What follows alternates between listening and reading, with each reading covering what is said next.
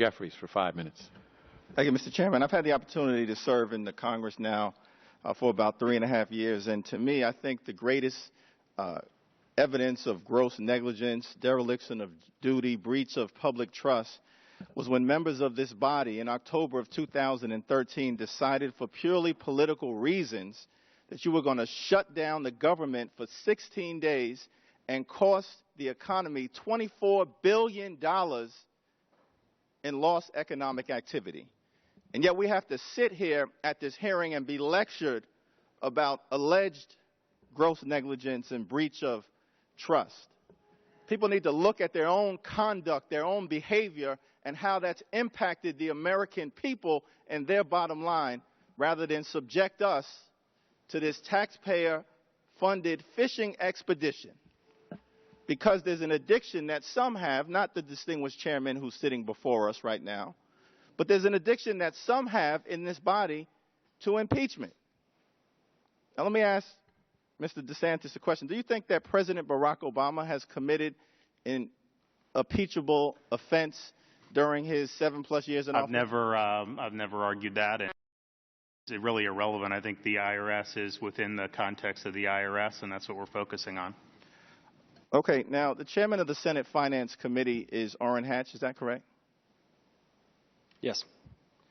And he's got jurisdiction over the IRS as chairman of the Finance Committee. Is that right?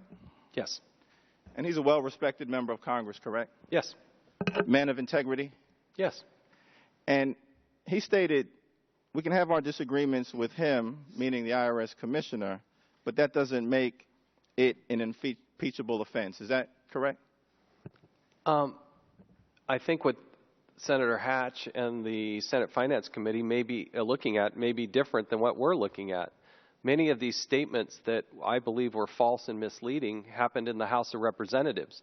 And I would also note that the Senate Finance Committee came to a conclusion that, quote, bipartisan agreement that IRS showed a lack of candor, end quote.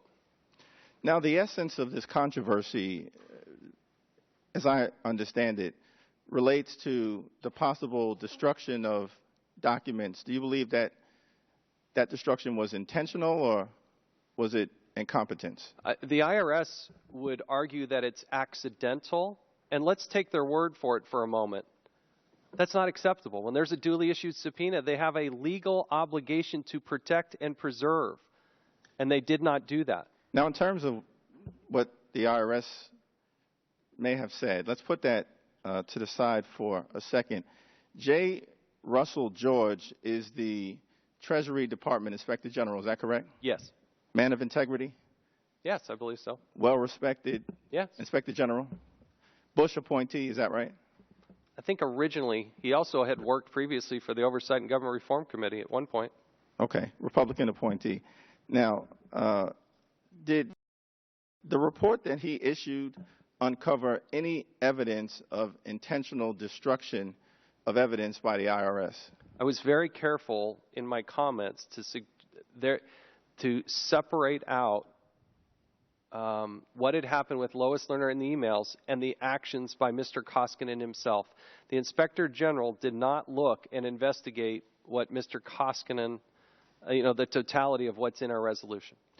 Now, the Inspector General's report concluded, quote, the investigation did not uncover evidence that the IRS and its employees purposely erased the tapes in order to conceal responsive emails from the Congress, the DOJ, or the Inspector General. Is that correct, that finding in the report, page 3, paragraph 2? I believe you have that, stated that accurately. Okay, so what I'm trying to understand is we're here considering an impeachment proceeding,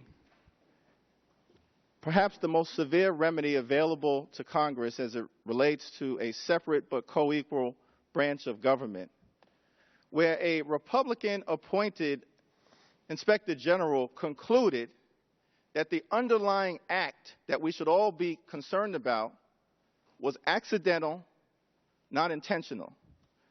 But we then have a theory that even though the Republican-appointed Inspector General concluded that the underlying act if anything was based on incompetence, it wasn't intentional, that the IRS commissioner subsequently came before Congress to conceal something that itself, while incompetent, wasn't criminal according to the Republican-appointed inspector.